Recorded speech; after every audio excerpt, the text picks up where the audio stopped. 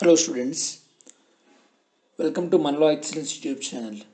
ఈ వీడియోలో మనం ఈనాడు, ఇండియన్ ఎక్స్ప్రెస్ అండ్ సాక్షిలో కవర్ అయినటువంటి ఎడిటోరియల్స్ డిస్కస్ చేయడం జరుగుతుంది. దాని తర్వాత యాజ్ యూజువల్గా వన్ లైనర్స్ డిస్కస్ చేయడం జరుగుతుంది.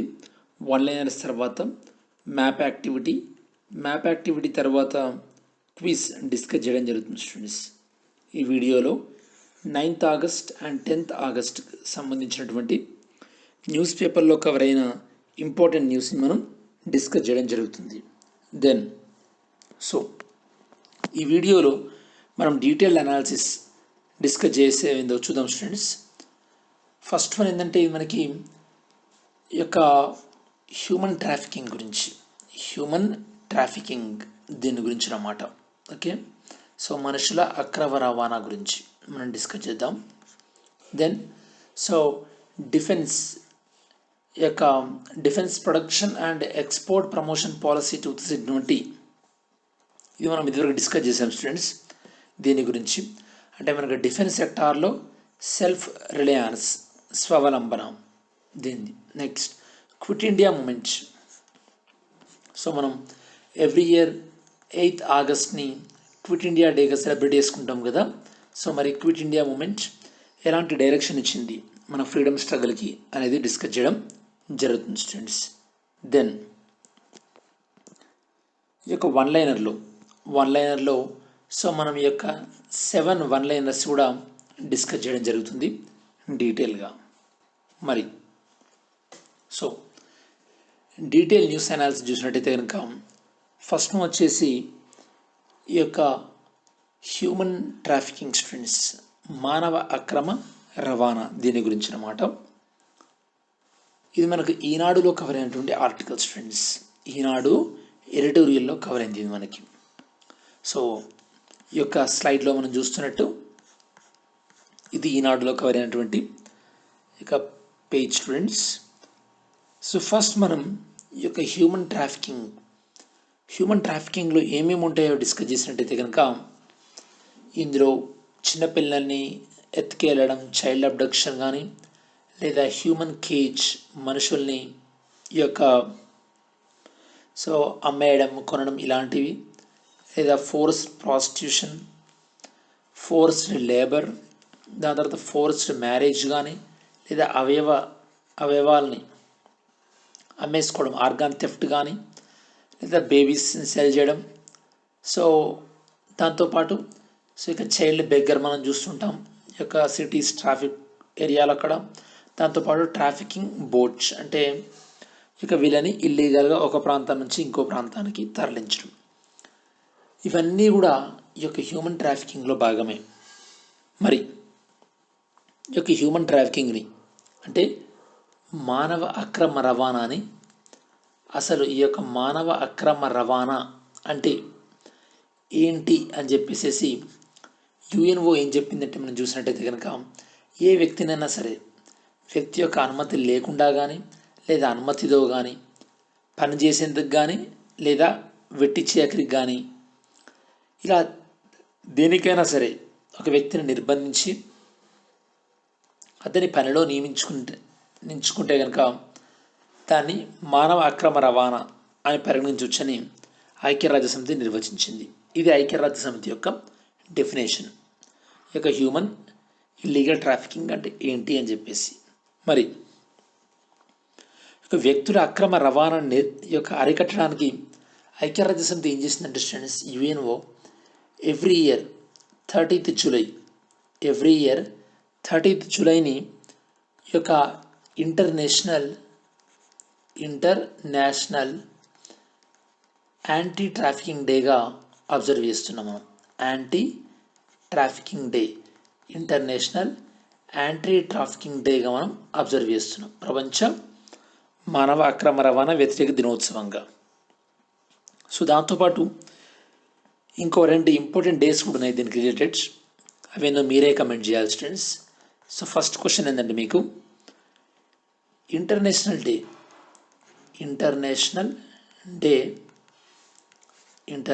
Day for the elimination of violence against women, elimination of violence against the women, violence against the women, violence against the women. So first question ki మీరు answer, so question జాగ్రత్త వినండి. International day for the elimination of violence against women ఏ రోజు మనం so follow అవుతున్నాం. Second question ఏంటంటే మీకు ఈ యొక్క ఇంటర్నేషనల్ హ్యూమన్ రైట్స్ డే ఎప్పుడు, ఇంటర్నేషనల్ హ్యూమన్ రైట్స్ డే ఎప్పుడు. సో ఇవి రెండు కూడా related. Try to find out the answers. Then so మరి ఈసారి ఈ యొక్క ఇంటర్నేషనల్ యాంటీ ట్రాఫికింగ్ డే యొక్క థీమ్ ఏంటంటే స్టూడెంట్స్, ఈసారి థీమ్ ఏంటంటే ఈ యొక్క హ్యూమన్ ట్రాఫికింగ్లో ఎవరైతే కనుక ఫస్ట్ రెస్పాండ్ అవుతారో అంటే ఆఫీసర్స్ కానీ లేదా స్టాఫ్ కానీ వాళ్ళకి సంబంధించిందనమాట. ఓకే, సో వాళ్ళని జాగ్రత్తగా ప్రభుత్వాలు చూసుకోవాలని చెప్పేసి దాని గురించి.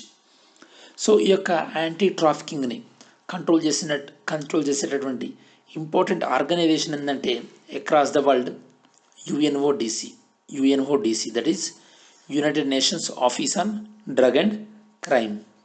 వీళ్ళు దీన్ని కంట్రోల్ చేసే దాంట్లో ఒక ఇంపార్టెంట్ రోల్ అనేది ప్లే చేస్తుంటారు స్టూడెంట్స్.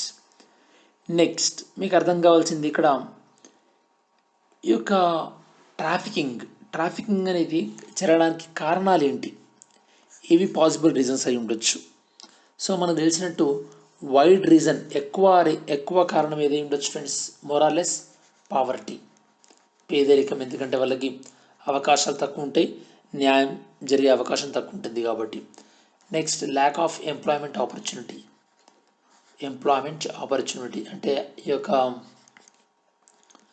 ఉద్యోగ అవకాశాలు తక్కువ ఉండడం, దీనివల్ల కూడా ఈ యొక్క సరే ఏదైనా జాబ్ ఆశ చూపెట్టేసి కొంతమందిని ట్రాఫిక్ అంటే అక్రమంగా రవాణా చేస్తుంటారు. నెక్స్ట్ ఈ యొక్క కొన్ని రిలీజియస్ రీజన్స్ వల్ల, ఇప్పుడు మనము ఈ యొక్క జోగిని వ్యవస్థ ఇట్లాంటివి చూస్తుంటాం, ఇది రిలీజియస్ పాయింట్ ఆఫ్ వ్యూలో కూడా ఇది ఎంకరేజ్ అవుతుంటుంది. లైక్ ఈవెన్ ఈ యొక్క చిన్న పిల్లల్ని ఈ యొక్క ఏజ్డ్ పెద్ద ముసలి వాళ్ళకు మ్యారేజ్ చేసి సౌదీ అరేబియాకి అలా పంపడం, ఇలా మైగ్రేషన్ ద్వారా. దెన్ ఇంటర్నెట్ పోర్నోగ్రఫీ అంటే చిన్నపిల్లల్ని ఈ యొక్క పోన్ వీడియోస్లో ఉపయోగించడానికి కోసమే. ఇవన్నీ కూడా రీజన్స్. వీటి వల్ల ఈ యొక్క యాంటీ ట్రాఫికింగ్ అంటే ఈ యొక్క అక్రమ రవాణా అనేది పెరిగిపోతుంది స్టూడెంట్స్, వీటన్నిటి రీజన్ వల్ల. ఓకే, మరి వీటిని కాపాడడానికి మన legal framework point of view చూస్తే కనుక మన ఇండియన్ కాన్స్టిట్యూషన్లో ఏమున్నాయో చూసిన తర్వాత మనం ఏం చట్టాలు చేసామో చూద్దాం. ఇండియన్ కాన్స్టిట్యూషన్లో ఈ యొక్క ట్రాఫికింగ్ని అండ్ ఫోర్స్ లేబర్ని ఇక బ్యాన్ చేసేది ఆర్టికల్ 23. దాంతోపాటు చైల్డ్ లేబర్ని బ్యాన్ చేసేది ఆర్టికల్ స్టూడెంట్స్ ఆర్టికల్ 24. ఈ రెండు ఆర్టికల్స్ కూడా related to so prohibition of trafficking. దాంతోపాటు ఇండియన్ పీనల్ కోడ్స్. సో మీరు సెక్షన్స్ గుర్తుపెట్టుకోవాల్సిన అవసరం లేదు, జస్ట్ మీకు రిఫరెన్స్ చెప్తున్నాను. ఈ యొక్క section 366A, 366B and IPC section 374 ఇవన్నీ కూడా related to so prohibition of trafficking. ఇంకా లీగల్ చట్టాలు ఏమైనా చేసామా దీన్ని మనం నిరోధించడానికి? ఎస్. ఏంటంటే immoral traffic prevention act 1956. Immoral traffic prevention act 1956 ఇది బేసికల్లీ ఈ యొక్క మనుషుల అక్రమ రవాణాని కొంచెం డీల్ చేస్తుంది స్టూడెంట్స్. ఇది కాకుండా మనకి ఎలాగో చైల్డ్ లేబర్ ప్రొహిబిషన్ యాక్ట్ 1986 ఇలాంటిది ఉంది. దెన్ ఇంకా సో మరి మనకు ముందు ఉన్నటువంటి సొల్యూషన్ ఏంటి, ఏం చేయడం ద్వారా వీటిని మనం సో కంట్రోల్కి తీసుకురావచ్చు. దీన్ని మన కంట్రోల్కి తీసుకురావాలంటే బేసికల్లీ ఫస్ట్ ఆఫ్ ఆల్ ఇలా ఎవరైనా అక్రమ రవాణాకు గురి అయితే వాళ్ళకు ఎలాంటి రక్షణలు ఉంటాయి, ఇవన్నీ మనకి ఎప్పుడు తెలుస్తుందంటే హైలీ క్వాలిటీ ఎడ్యుకేషన్ ఉన్నప్పుడు, హై క్వాలిటీ ఎడ్యుకేషన్ ఉన్నప్పుడు ఈ యొక్క మనుషులకి వాళ్ళకు ఉన్నటువంటి రైట్స్, హక్కుల గురించి తెలుస్తుంటుంది. దాంతోపాటు ఈ యొక్క హై క్వాలిటీ ఎడ్యుకేషన్తో పాటు ఎంప్లాయ్మెంట్ ఆపర్చునిటీస్ని క్రియేట్ చేయాలి. ఎంప్లాయ్మెంట్ ఆపర్చునిటీస్ని క్రియేట్ చేయవలసినటువంటి బాధ్యత ప్రభుత్వాలపైన ఎంతైనా ఉంది. సో దీంతోపాటు ప్రభుత్వాలు ఇలాంటి మనుషుల అక్రమ రవాణా జరగకుండా వివిధ ముందు జాగ్రత్తలు తీసుకోవాల్సినటువంటి అవసరం ఉంది స్టూడెంట్స్. ఫైనల్ కంక్లూజన్ ఏంటంటే, ఈ విధంగా అందరూ సహకరించుకున్నప్పుడు ఈ యొక్క ఉమ్మడి బాధ్యతతోనే ఈ యొక్క సమాజంలో ఉన్నటువంటి ఈ చెడు సంస్కృతిని మనం ఎదుర్కోవచ్చు. అలా అయితేనే ఈ యొక్క ఎదుర్కోవడం అనేది సాధ్యమవుతుంది అన్న విషయాన్ని ప్రతి ఒక్కరు కూడా గుర్తుపెట్టుకోవాల్సినటువంటి అవసరం ఉంది స్టూడెంట్స్. ఇది స్టూడెంట్స్ ఓవరాల్గా ఈ యొక్క హ్యూమన్ ట్రాఫికింగ్ గురించి. ఓకే, సో దెన్ నెక్స్ట్ మనం డిస్కస్ చేయబోయేది డిఫెన్స్ గురించి. స్వావలంబనతోనే దేశానికి రక్షణ. అంటే రీసెంట్గా ఈ యొక్క డిఫెన్స్ సెక్టార్లో తీసుకున్నటువంటి నిర్ణయాలు ఏంటి, ఈ యొక్క నిర్ణయాలు మనకి ఈ యొక్క స్వావలంబన అంటే మనకి సెల్ఫ్ రిలయన్స్ వైపు వెళ్ళడానికి ఏ విధంగా సహకరిస్తాయి ఈ నిర్ణయాలు అనేది మనం డిస్కస్ చేయడం జరుగుతుంది. ఎస్పెషల్లీ మనం ఫోకస్ చేసేది ఈ యొక్క DPEPP, defence production and export promotion policy గురించి మనం ఎక్కువ ఫోకస్ చేయడం జరుగుతుంది. ఇది ఈరోజు ఈ యొక్క న్యూస్లో వచ్చినటువంటి ఎడిటోరియల్ ఫోటో స్టూడెంట్స్ ఈనాడులో కవర్ అయింది.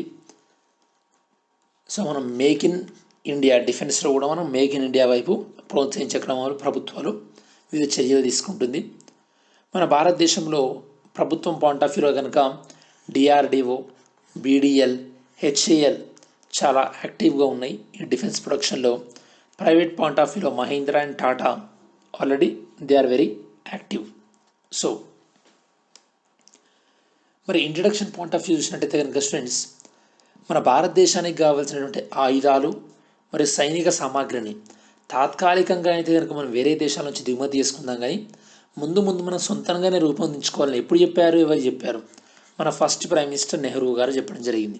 కాబట్టి ఇప్పటికి కూడా మనం ఆ తాత్కాలికమైన దాన్ని పర్మనెంట్ చేసేసి ఇంకా మనం దిగుమతి చేసుకుంటూనే ఉన్నాం. అసలు ఈ యొక్క డిఫెన్స్ ఇంపోర్ట్స్ విషయంలో స్టూడెంట్స్, డిఫెన్స్ ఇంపోర్ట్స్ విషయంలో ఇండియా అనేది సెకండ్ పొజిషన్లో ఉంది స్టూడెంట్స్. వరల్డ్లో ఇండియా అనేది సెకండ్ పొజిషన్లో ఉంది అకార్డింగ్ టు ద సిప్రి వాళ్ళ రీసెర్చ్. సిప్రి ఈ యొక్క ఆర్గనైజేషన్ ఫుల్ ఫామ్ ఏందో మీరు కమెంట్ చేయండి. వీళ్ళ రీసెర్చ్ ప్రకారం సెకండ్ పొజిషన్లో ఉంది. మరి ఈ సందర్భంలో భారతదేశం ఏం టార్గెట్స్ పెట్టుకుందంటే 2025 వరకు డిఫెన్స్లో ఈ యొక్క 1,75,000 crores 1,75,000 crores డిఫెన్స్లో టర్న్ ఓవర్ తీసుకురావాలి. అంటే అంత రెవెన్యూ మన భారతదేశంలో ప్రొడక్షన్ కావాలి డిఫెన్స్. ఇందులో టోటల్ టర్న్ ఓవర్లో 35,000 crores అనేది ఎక్స్పోర్ట్గా టార్గెట్ పెట్టుకోవడం జరిగింది స్టూడెంట్స్. అంటే ఇంత మొత్తంలో ఎక్స్పోర్ట్స్ని, ఎగుమతిని వేరే దేశాలకు చేయాలి అని చెప్పేసి మన టార్గెట్స్ని టేకప్ చేయడం జరిగింది. మరి మన భారతదేశంలో ఇప్పటివరకు ఈ యొక్క డిఫెన్స్ టర్న్ ఓవర్లో ఎక్కువగా ఎవరి రోల్ ఉంది? పబ్లిక్ ఎంటర్ప్రైజెస్ రోల్ ఉంది. సో ఇప్పటికీ మన భారతదేశంలో ప్రైవేటు ఈ యొక్క డిఫెన్స్ ఇండస్ట్రీస్ది చాలా తక్కువ. మరి ఈ సందర్భంలో ఈసారి 2020-21 బడ్జెట్లో డిఫెన్స్కి సంబంధించి క్లియర్గా అసలు డొమెస్టిక్లో అంటే ఇండియాలో ఎంత మొత్తంలో మేము ఖర్చు పెట్టబోతున్నాం, దాంతోపాటు ఫారిన్ ప్రొక్యూర్మెంట్ విదేశాల నుండి ఎంత మొత్తంలో కొనబోతున్నాం అని చెప్పేసి డిఫెన్స్లో పెట్టారు. ఈ సంవత్సరం బడ్జెట్లో ఏం చెప్పారంటే ఆల్మోస్ట్ దేశీయంగానే డిఫెన్స్లో ఎంత మొత్తం ఇన్వెస్ట్ చేయబోతున్నారు స్టూడెంట్స్? 52,000 crores అంటే 52,000 కోట్ల మొత్తంలో దిగుమతులు అంటే డిఫెన్స్కి సంబంధించి అంత మొత్తంలో భారతదేశంలోనే కొనబోతున్నారన్నమాట. ఓకే, సో మరి భారతదేశంలోనే కొంటున్నారంటే ఇంత మొత్తంలో ఆబ్వియస్గా దేన్ని ఎంకరేజ్ చేస్తున్నట్టు? ఇండియన్ కంపెనీస్ని ఎంకరేజ్ చేస్తున్నట్టు. ఇండియన్ కంపెనీస్ని ఎంకరేజ్ చేస్తున్నారు. మరి ఇదే సందర్భంలో 2024 వరకు గ్రాడ్యువల్గా సో మన డిఫెన్స్ మినిస్టర్ రాజ్నాథ్ సింగ్ గారు మన సండే రోజు ఒక డిసిషన్ ప్రకటించారు. ఏంటంటే ఒక 101 డిఫెన్స్ ప్రొడక్ట్స్ని స్లోగా మనం వాటిని ఇంపోర్ట్ పైన బ్యాన్ చేస్తున్నాం అనమాట. అంటే వాటిని ఇంపోర్ట్స్ చేసుకోకుండా ఇండియాలోనే ప్రొడక్షన్ చేయాలని చెప్పేసి. సో ఈ విధంగా భారతదేశం ఓవైపు దిగుమతులను నియంత్రిస్తూ, ఇంకోవైపు మన భారతదేశంలో ఉన్నటువంటి ప్రైవేట్ కంపెనీలను ప్రోత్సహించినప్పుడు ఏ విధంగా ప్రోత్సహిస్తారు? ఈ విధంగా ఇండియాలో కంపెనీలకే ఆర్డర్లు ఇస్తూ. సో ఈ విధంగా భారతదేశంలో ఉన్నటువంటి ప్రైవేట్ కంపెనీలను ప్రోత్సహించినప్పుడే మనం ఈ యొక్క డిఫెన్స్లో 74% ఎఫ్డిఐని ఏదైతే పెంచామో దానికి ఒక మీనింగ్ ఉంటుంది. సో మరి ఫైనల్ కంక్లూజన్ ఏంటంటే స్టూడెంట్స్, ఈ యొక్క డిఫెన్స్లో మారుతున్నటువంటి టెక్నాలజీని మనం క్యాప్చర్ చేసుకుంటూ మన యొక్క రీసెర్చ్ యొక్క అంటే మన యొక్క రీసెర్చ్ కెపాసిటీని, అంటే మన యొక్క పరిశోధనని ఈ యొక్క ఫ్యూచర్లో గ్రాడ్యువల్గా పెంచుకుంటూ వెళ్ళేలా ఈ యొక్క కేంద్ర ప్రభుత్వం జాగ్రత్తలు తీసుకోవాలి. దాంతోపాటు భారత్లో తయారైన సరళతరం చేసి, అంటే మన దగ్గర ఈజ్ ఆఫ్ డూయింగ్ బిజినెస్ ఇంకా ఈజీగా చేసి విదేశీ ప్రత్యక్ష పెట్టుబడులు ఎక్కువ వచ్చే విధంగా చూసినట్టయితే కనుక రక్షణ రంగంలో మనకి స్వావలంబన అనేది సాకారం అవుతుంది స్టూడెంట్స్. ఎందుకంటే రాను రాను రోజులలో ఈ యొక్క ఆర్మీ రోల్ తగ్గిపోయి ఈ యొక్క నేవీ రోల్ కానీ, లేకపోతే ఎయిర్ ఫోర్స్ రోల్ కానీ, లేదా ఈ యొక్క సైబర్ వార్ఫేర్ పెరుగుతున్నాయి అన్నమాట. సో మరి ఈ సందర్భంలో వీటి గురించి మనం కాన్సన్ట్రేట్ చేయాల్సినటువంటి అవసరం ఎంతైనా ఉంది. నెక్స్ట్ మనం డిస్కస్ చేయబోయేది how quit India movements gave a new direction to India's freedom struggle. Quit India movements India's freedom స్ట్రగుల్లో ఎలాంటి రోల్ని ప్లే చేసింది అనేది మనం డిస్కస్ చేస్తాం స్టూడెంట్స్. ఇది మనకి ఇండియన్ ఎక్స్ప్రెస్లో కవర్ అయినటువంటి ఆర్టికల్ స్టూడెంట్స్. ఇండియన్ ఎక్స్ప్రెస్లో కవర్ అయినటువంటి ఆర్టికల్. మరి ఇందులో ఫస్ట్ ఆఫ్ ఆల్ మనం డిస్కస్ చేసిందంటే ఇంట్రడక్షన్ చూసినట్టయితే కనుక ఈ యొక్క క్విట్ ఇండియా మూమెంట్ని మనం 8th August 2020 రోజు గాంధీజీ కాల్ చేయడం జరిగింది. సో మనం 78 yearsని సెలబ్రేట్ చేసుకుంటున్నాం. క్విట్ ఇండియా మూమెంట్ని ఆగస్ట్ క్రాంతి మూమెంట్ అని కూడా అంటారు స్టూడెంట్స్. ఆగస్ట్ క్రాంతి మూమెంట్ అని కూడా అంటారు. సో క్విట్ ఇండియా మూమెంట్లో గాంధీజీ ఇచ్చినటువంటి స్లోగన్ ఏంటంటే do or die. Do or die, this is the popular slogan. That means హిందీలో అయితే కనుక కరేంగే ఆర్ కరో యా మరో. ఓకే, సో కరో, డూ ఆర్ కరో యా మరో, డూ ఆర్ డై, గాంధీజీ ఇచ్చినటువంటి స్లోగన్. సో దీన్ని మనం రీసెంట్గా ఏ విధంగా ఈ స్లోగన్ టేకప్ చేయడం జరిగిందంటే కరేంగే ఔర్ కర్కే రహేంగే. So will do and we will do it. So కరేంగే ఔర్ సో కర్కే రహేంగే, కర్కే రహేంగే. సో దీన్ని మనం స్లోగన్గా తీసుకుంటూ ఈ యొక్క న్యూ ఇండియా 2022 లోపు, న్యూ ఇండియా 2022 లోపు మన న్యూ ఇండియా వైపుగా మనం అడుగులు వేస్తున్నాం స్టూడెంట్స్. ఓకే, సో మరి ఏ కారణాలు ఈ యొక్క సో క్విట్ ఇండియా ఉద్యమానికి దారితీసినట్టే బేసికలీ ఈ యొక్క క్రిప్స్ మిషన్ అనేది ఫెయిల్ అవ్వడం students. క్రిప్స్ machine, actually క్రిప్స్ machine fail అవ్వడం అనేది ఫైనల్ బ్లో అన్నమాట. అంతకుముందు నుంచే మనకు స్వపరిపాలన కావాలని మనం డిమాండ్ చేస్తున్నాం. దాంతోపాటు అంతకుముందు నుంచే ఈ యొక్క ఆల్ ఇండియా కిసాన్ సభ కానీ, ఆల్ ఇండియా కిసాన్ సభ కానీ, ఆల్ ఇండియా కిసాన్ సభ లేదా ఫార్వర్డ్ బ్లాక్ కానీ, ఫార్వర్డ్ బ్లాక్ కానీ, సో లేదా ఈ యొక్క కాంగ్రెస్ కానీ డిమాండ్ చేస్తూ వచ్చినాయి. ఏమని, మాకు సపరేట్ గవర్నమెంట్ కావాలని చెప్పేసి. కాకపోతే ఈ యొక్క క్రిప్స్ మిషన్ అనేది వాళ్ళు ఇచ్చినటువంటి ఆఫర్ అనేది ఫైనల్గా మనం క్విట్ ఇండియా ఉద్యమం వైపు నిర్ణయం తీసుకోవడానికి రీజన్ అన్నమాట. క్విట్ ఇండియా ఏం చెప్పింది, మనకి ఇండిపెండెంట్ ఇస్తామని చెప్పలేదు, మనకి ఏమి ఇస్తామని చెప్పారు, డొమినియన్ స్టేటస్. అంటే మీనింగ్ ఏంటంటే బ్రిటిష్ వాళ్ళ పరిధిలోనే ఉంటాం మనం, కాకపోతే కొన్ని అధికారాలు ఇస్తారు. సో దీన్ని కాంగ్రెస్ కంప్లీట్గా వ్యతిరేకించడం జరిగింది. వ్యతిరేకిస్తూ గాంధీజీ గారు ఈ యొక్క గోవాలియా ట్యాంక్, ఇది మనకు ముంబైలో ఉంది స్టూడెంట్స్, గోవాలియా ట్యాంక్, దీన్ని మనం ఆగస్ట్ క్రాంతి మైదానం అంటారు. ఇక్కడ మన గాంధీజీ ప్రజలను ఉద్దేశిస్తూ ఇక డూ ఆర్ డై స్లోగన్ ఇవ్వడం జరిగింది స్టూడెంట్స్. డూ ఆర్ డై స్లోగన్ని ఇవ్వడం జరిగింది. మరి ఈ ఉద్యమంలో ప్రముఖ పాత్ర వహించినటువంటి మహిళా నాయకురాలు ఎవరంటే అరుణా ఆసఫ్ అలీ. సో ఈ మహిళ ప్రధాన పాత్ర పోషించడం జరిగింది. తను గ్రాండ్ ఓల్డ్ లేడీ అని కూడా అంటారు స్టూడెంట్స్.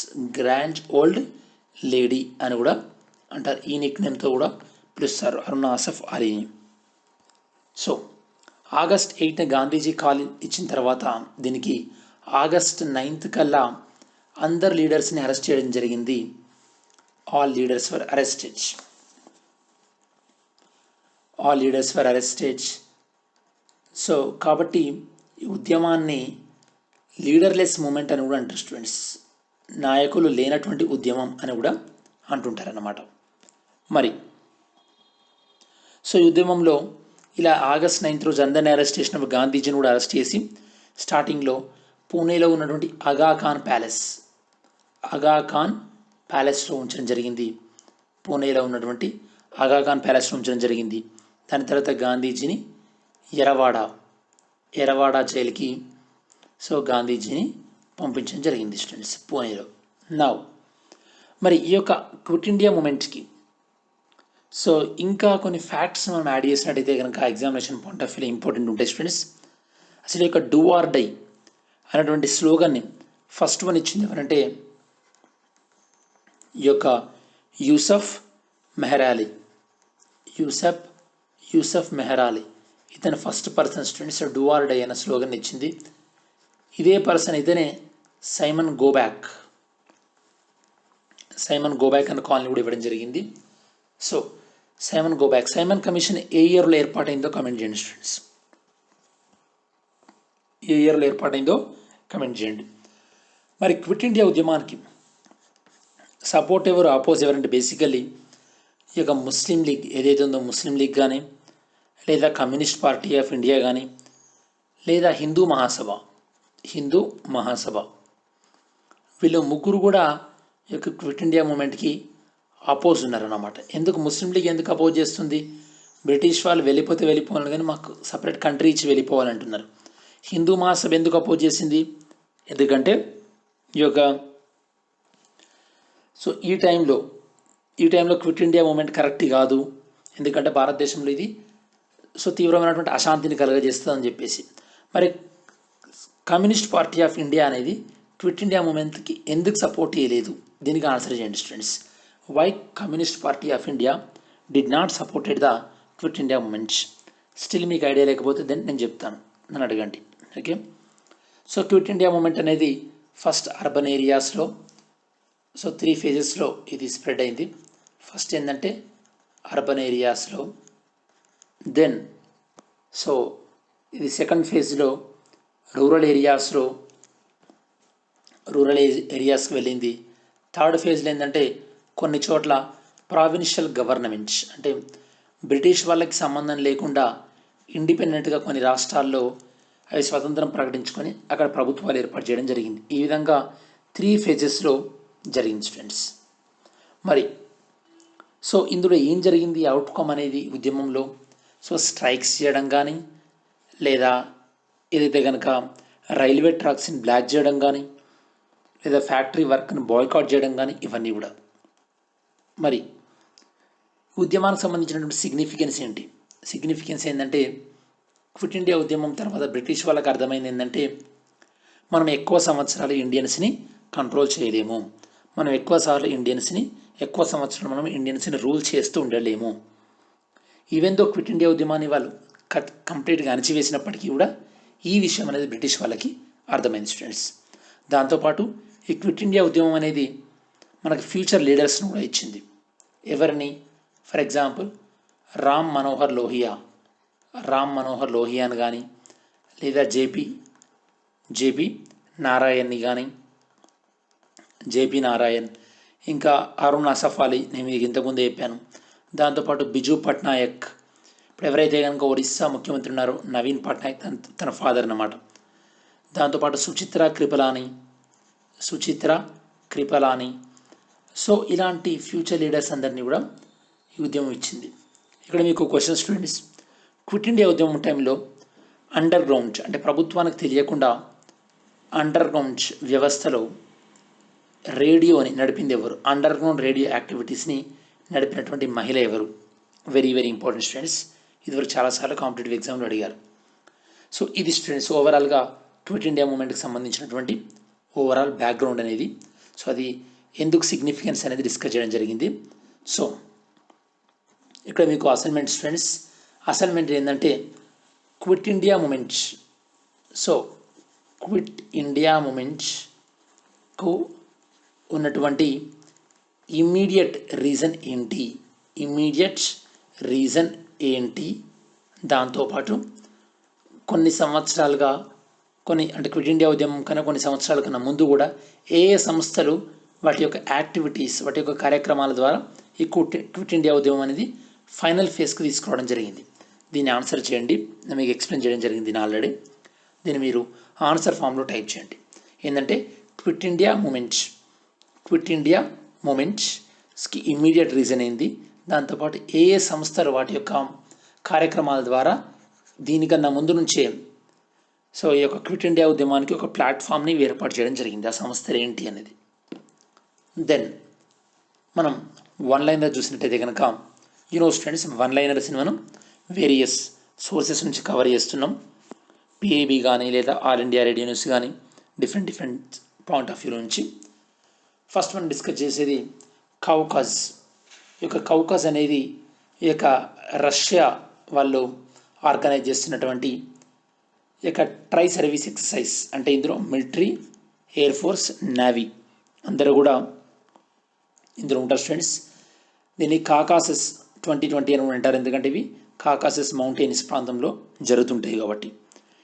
ఇండియా అండ్ ఈ యొక్క రష్యాతో పాటు చైనా, పాకిస్తాన్ లాంటి కొన్ని SCO Shanghai cooperation organisation members కూడా ఇందులో పాల్గొంటారు స్టూడెంట్స్. ఇది మిలిటరీ ఎక్సర్సైజ్ సంబంధించింది. సెకండ్ వన్ ఏంటంటే ఇవి మనకి విత్తనాలతో పాటు ఉన్నటువంటి సో రౌండ్గా ఉన్నటువంటి కొన్ని స్ట్రక్చర్స్. ఇవి ఏంటంటే ఇవి డైరెక్ట్గా మనం పొలంలో వీటిని స్ప్రెడ్ చేస్తే కనుక, అంటే రైతు వీటిని చల్లితే కనుక స్పెషల్గా నాటాల్సిన పని లేదు. ఇవి ఆల్రెడీ ఒక రౌండ్గా ఉన్నటువంటి ఒక స్ట్రక్చర్లో ఉంటాయి కాబట్టి, చిన్న మట్టి లాంటి స్ట్రక్చర్లో ఉంటాయి.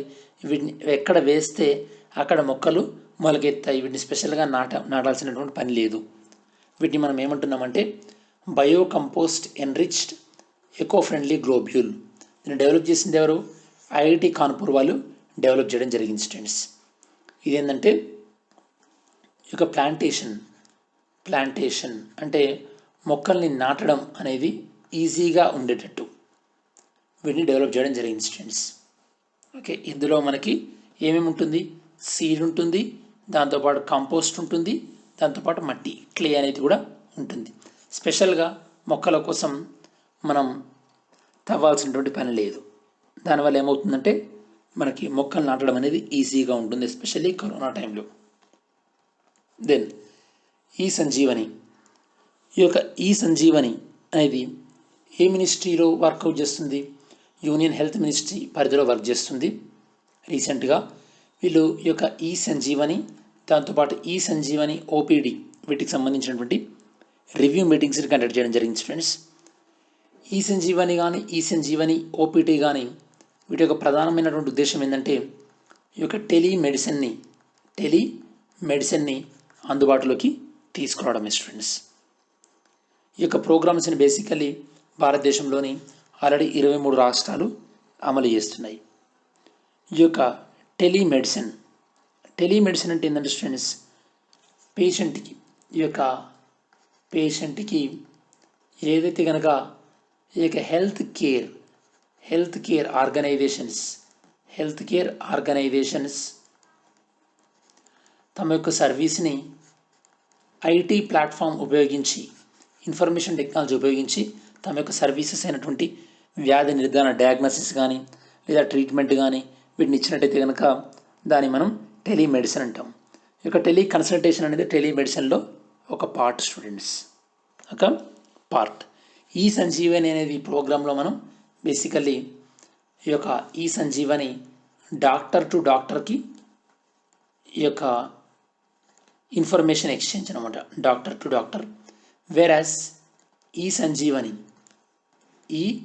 సంజీవని ఓపీడీ అనేది డాక్టర్ టు పేషెంట్ని ఫెసిలిటేట్ చేసేటటువంటి కమ్యూనికేట్ చేస్తుంది స్టూడెంట్స్, అంటే సర్వీస్ అనమాట. ఇవి రెండింటిని కూడా డెవలప్ చేసింది ఎవరంటే సీడాక్ వాళ్ళు.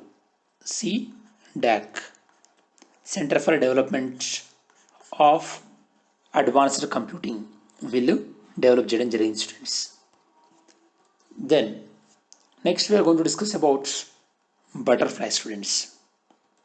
ఆల్మోస్ట్ ఆల్ 125 సంవత్సరాల తర్వాత ఒక 140 రేర్స్ బటర్ఫ్లై స్పీసీస్ని ఈ యొక్క మతేరా అనేది మహారాష్ట్రలో ఉంది స్టూడెంట్స్. అక్కడ ఈ యొక్క ఎకలాజిస్ట్ పర్యావరణవేత్తలు స్పాట్ చేయడం జరిగింది. ఇది వెస్టర్న్ ఘాట్ రేంజ్ పరిధిలో ఉంది స్టూడెంట్స్. వెస్టర్న్ ఘాట్ అనేది ఆల్రెడీ బయాలజికల్ డైవర్సిటీ హాట్స్పాట్ అని చెప్పేసి మనం గతంలోనే డిస్కస్ చేయడం జరిగింది. Next agriculture. ఈ యొక్క వ్యవసాయంలో ఈ యొక్క మౌలిక వసతుల్ని పెంచడానికి, మౌలిక వసతుల కల్పనకు, మౌలిక వసతుల అభివృద్ధి కోసం అగ్రికల్చర్ ఇన్ఫ్రాస్ట్రక్చర్ ఫండ్ని లాంచ్ చేయడం జరిగింది. దీని యొక్క ఫండ్ వాల్యూ ఎంత స్టూడెంట్స్? 1 lakh crore రూపీస్తోని దీన్ని లాంచ్ చేయడం జరిగింది students.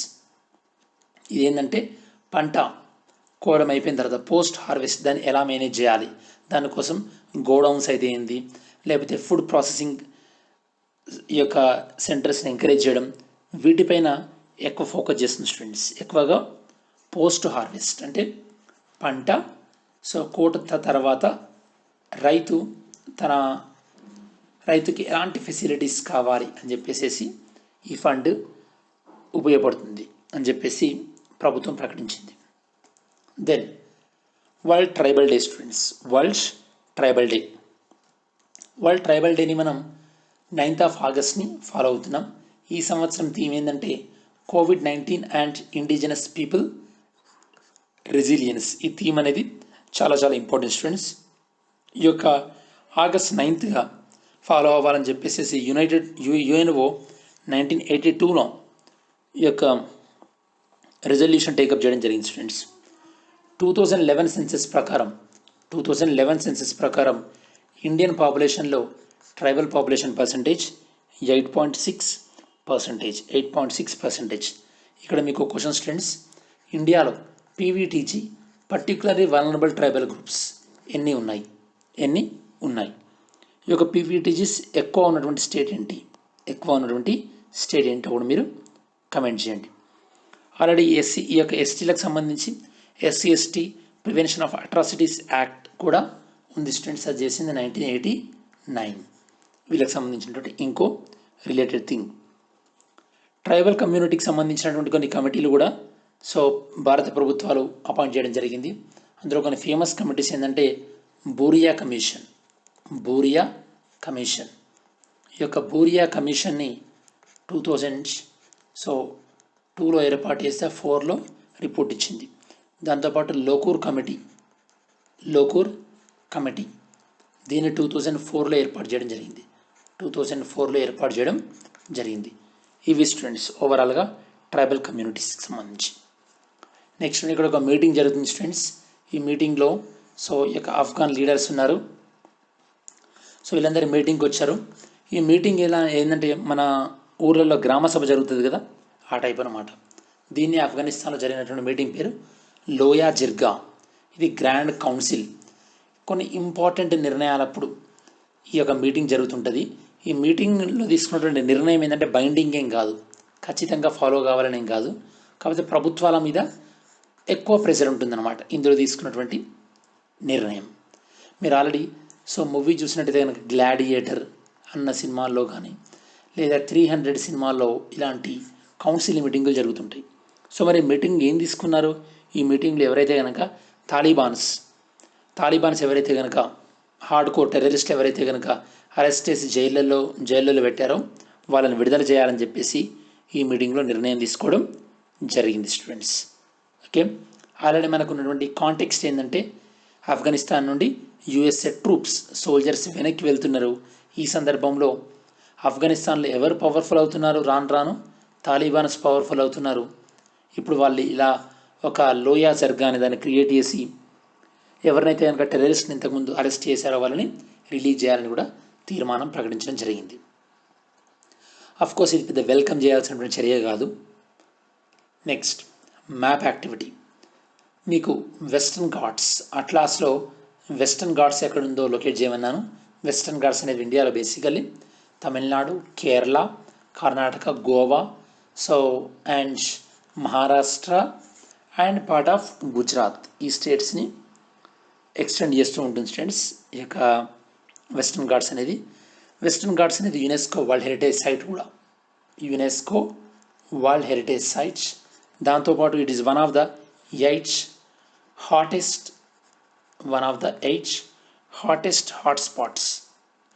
hottest hotspot of biological diversity. Hottest hotspot of biological diversity in the world.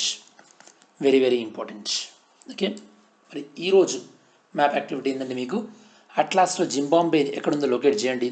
రీసెంట్గా అది యుఎస్ పాయింట్ ఆఫ్ వ్యూలో జింబాంబే ఎందుకు న్యూస్లో ఉంది, దీని ఆన్సర్ చేయండి స్టూడెంట్స్. నెక్స్ట్ లాస్ట్ వీడియోలో క్విజ్ ఆన్సర్స్.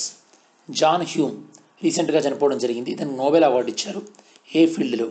తనకి పీస్ కేటగిరీలో నోబెల్ అవార్డుని ఇవ్వడం జరిగింది. Habitat model for efficiency and comfort, ఇది అంటే మన హ్యాబిటేట్స్, మన బిల్డింగ్స్కి సంబంధించి ఎలా ఉండాలి, మన బిల్డింగ్స్లో సన్లైట్స్ వస్తూ కాకపోతే ఈ యొక్క బిల్డింగ్లోకి వచ్చేటటువంటి హీట్ని 75% రిడక్షన్ చేసినట్టయితే కనుక మనం ఏసీలను యూజ్ చేసేటటువంటి అవకాశం తగ్గుతుంది. ఇలా మనం ఎఫిషియన్సీగా ఉండేటట్టు డిజైన్ చేస్తే బాగుంటుందని చెప్పేసి ఏ ఏజెన్సీ ఇందులో ఇన్వాల్వ్ అయింది? ఏ ఏజెన్సీ అంటే theory, the energy and resource institute, theory అనేది ఇందులో ఇన్వాల్వ్ అయింది స్టూడెంట్స్. నెక్స్ట్ ఫ్లోరోసిస్కి సంబంధించినటువంటి ఫ్లోరోసిస్ అనేది ఈ యొక్క ఫ్లోరైడ్ అయాన్స్ టిష్యూస్లో పేరుకుపోవడం వల్ల ఫ్లోరోసిస్ అనేది వస్తుంది. ఇది డెంటల్ ఫ్లోరోసిస్ రావచ్చు, స్కెల్టల్ ఫ్లోరోసిస్ రావచ్చు, ఇలా ఏదైనా రావచ్చు. Both 1 and 2 are right. Answer is C. Idukki dam అనేది ఏ రివర్ పైన కన్స్ట్రక్ట్ చేయడం జరిగింది? ఏ రివర్ పైన students? Periyar river. Next international financial service centre. ఇందులో బేసికల్లీ ఏం డీల్ చేస్తుంది? ఫినాన్షియల్ సర్వీసెస్ ఏదైతే కనుక ఫారెన్కి సంబంధించింది, డొమెస్టిక్ ఎకానమీకి అవుట్ సైడ్ ఆఫ్ ద ఫినాన్షియల్ సర్వీసెస్ని ఇది డీల్ చేస్తుంది. దాంతోపాటు వ్యక్తులకు కానీ గవర్నమెంట్లకు కానీ ఫండ్స్ రేజ్ చేయడంలో ఇది హెల్ప్ చేస్తుంది. 2 స్టేట్మెంట్స్ కూడా రైటే. Answer is C. దెన్ చీతాకు సంబంధించినటువంటి India has both tiger and cheetah population in the world. Wrong students, ఇండియాలో చీతా లేదు. Cheetah are listed as vulnerable in IUCN red list of the threatened species. ఇది vulnerable కేటగిరీలో ఉంది. ఇది right answer. Answer is only B 2. Next consumer protection act, దీనికి సంబంధించినటువంటి statements ఎందుకు చూద్దాం. ఇందులో ఆన్లైనర్ కానీ యాప్ బేస్డ్ సర్వీసెస్ కానీ సోషల్ మీడియా ప్లాట్ఫామ్ కానీ ఇవన్నీ కూడా కవర్ అవుతాయి. Right. It empowers consumers by recognising those engaged in offline as well as online. ఆఫ్లైన్లో ఎంగేజ్ అయిన వాళ్ళకి, ఆన్లైన్లో ఎంగేజ్ అయిన వాళ్ళకి ఒకే రకమైనటువంటి హక్కులు ఉంటాయి. ఈ స్టేట్మెంట్ కూడా right. Both 1 and 2 are right students. మరి ఈరోజు క్విజ్ క్వశ్చన్స్ ఏంటంటే snow leopard conservation centre, snow లిపర్డ్ని కాపాడాలని చెప్పేసి ఏ రాష్ట్రం ఈ యొక్క కన్జర్వేషన్ సెంటర్ని ఓపెన్ చేస్తుంది. దెన్ హౌస్ అరెస్ట్కి సంబంధించినటువంటి రైట్ ఆన్సర్ ఏందో పికప్ చేయండి. వ్యాపార్ మాలా ఎక్స్ప్రెస్ ఇది ఢిల్లీ నుంచి ఏ రాష్ట్రానికి వెళ్ళింది రీసెంట్గా? దెన్ సో స్టేట్ గవర్నమెంట్, ఏ స్టేట్ గవర్నమెంట్ పరివార్ పెన్షన్ పాత్రాస్ అనేటటువంటి ఐడెంటిటీ కార్డ్ని, యూనిక్ ఐడెంటిటీ కార్డ్ని టేకప్ చేస్తుంది. సునామీ రెడీ ప్రోగ్రామ్, దీన్ని మనం ఇంతకుముందు వీడియోలో డిస్కస్ చేసాం. దానికి సంబంధించినటువంటి రైట్ ఆన్సర్ ఏందో కమెంట్ చేయండి. దెన్ రీసెంట్గా కేంద్ర ప్రభుత్వం లడాక్ యూనియన్ టెరిటరీస్ని ఏ 2 సిటీస్ని స్మార్ట్ సిటీస్గా చేద్దామని చెప్పేసి టేకప్ చేయడం జరిగింది. దెన్ ఈ కింది ఆర్గనైజేషన్లో ఏది సునామీలకు సంబంధించి నోడల్ ఏజెన్సీగా పనిచేస్తుంది? ఇవి స్టూడెంట్స్ ఓవరాల్గా detail analysis, one liners, map activity and quiz discuss చేయడం జరిగింది. ఈ వీడియో మీ ప్రిపరేషన్కి ఉపయోగపడుతుంది అనుకుంటే లైక్ చేయండి, మీ ఫ్రెండ్స్కి ఉపయోగపడుతుంది అనుకుంటే షేర్ చేయండి. అలానే మన ఛానల్ సబ్స్క్రైబ్ చేసుకున్నట్టయితే కనుక సబ్స్క్రైబ్ చేసుకోండి. Okay, so thanks for watching this video students. See you in next video.